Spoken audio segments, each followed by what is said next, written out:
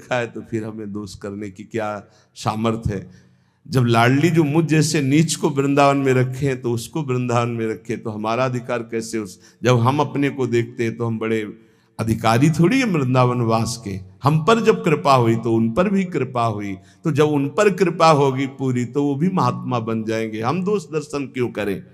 तो वृंदावनस्थ सत्वान्यखिल गुरुधिया सन्नमन दंड पातई।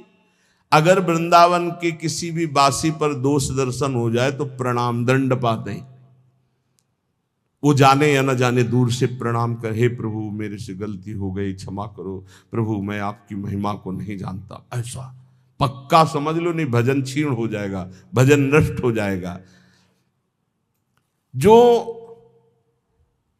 त्यक्ता शेषाभिमानो, सब अभिमान छोड़ करके निर्वधि परमा किंचन कृष्ण राधा, श्यामा श्याम की आराधना के लिए दैन्य भाव अत्यंत आवश्यक। किसी भी तरह का कोई अभिमान नहीं होना चाहिए।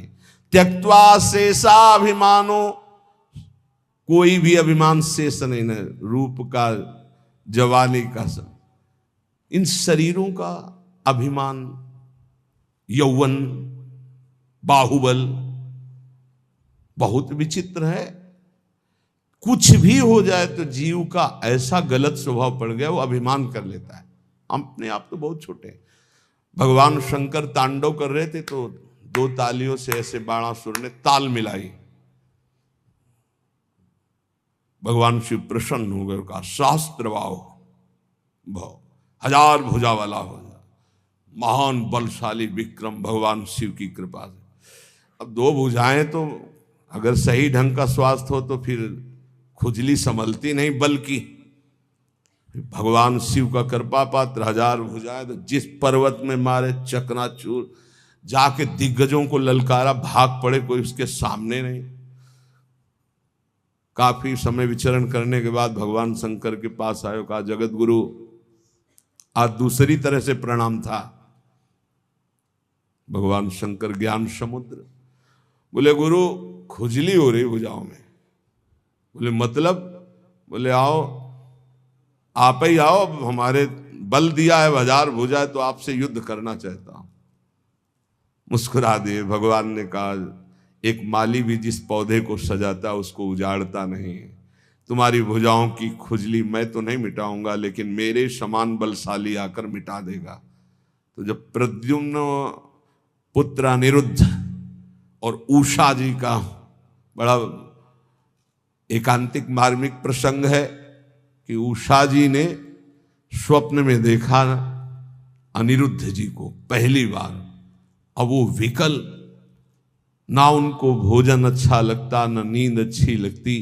तो जो उनकी परिचर्या में वो 9 कुमारी थी, आसपास राज सैनिक वयोवृद्ध या जो स्त्री पुरुष दोनों नहीं है, उनको लगाया जाता था। राजकुमारियों के महल की सुरक्षा में वयोवृद्ध, अनुभवी या जो स्त्री पुरुष दोनों नहीं, उनको लगाया जाता था।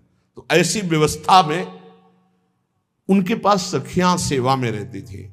कभी कभी कोई सूचना मिलने पर बाणासुरा के मिल जाता।